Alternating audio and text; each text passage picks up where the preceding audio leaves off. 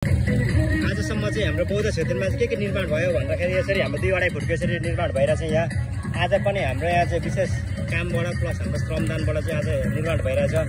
आशा छ आज निकै माथिसम्म हाम्रो उठ्नेछ भनेर। जति पनि छ आज यहाँ काम गर्नेले गरिराख्नुहुन्छ सबैजना उपस्थित हुनुहुन्छ, उहाँहरूलाई विशेष धन्यवाद। र काम गर्ने मान्छे हुनुहुन्छ उहाँहरूले यो गर्नेको समयमा चाहिँ यसरी काम गरिराख्नु भएको छ। गाह्रो भएर छ, पानी पिएर गर्नुहोस्। सबैजनालाई एकदमै आभारी छ।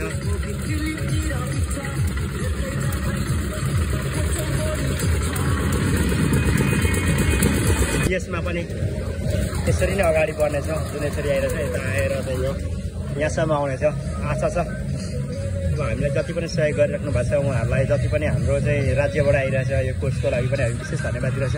त्यो चाहिँ हामीसँग तल यसरी उठिराख्नेछ र जो पनि अब सहयोगको लागि आउनुहुन्छ उहाँहरूलाई पनि हाम्रो भित्रै मनबाट चाहिँ एकदम उयो छ। जति पनि सहयोगी दाताहरू आउनुहुन्छ उहाँहरूलाई पनि विशेष धन्यवाद दिइरहेछौँ। र भोलिको दिनमा तपाईँहरूले चाहिँ दिनुभएको सहयोग, तपाईँहरूको हौसला र तपाईँहरू जो आउनुहुन्न आज श्रमदानमा उहाँहरूले यो गर्नुभएको 1 लाइक 1 सेयरले गर्दा पनि हामीलाई चाहिँ अर्को पल्टको लागि धेरै मान्छे जुट्दैछ भन्ने हामी विशेष आह्वान गरेछौँ। र सबैलाई धन्यवाद।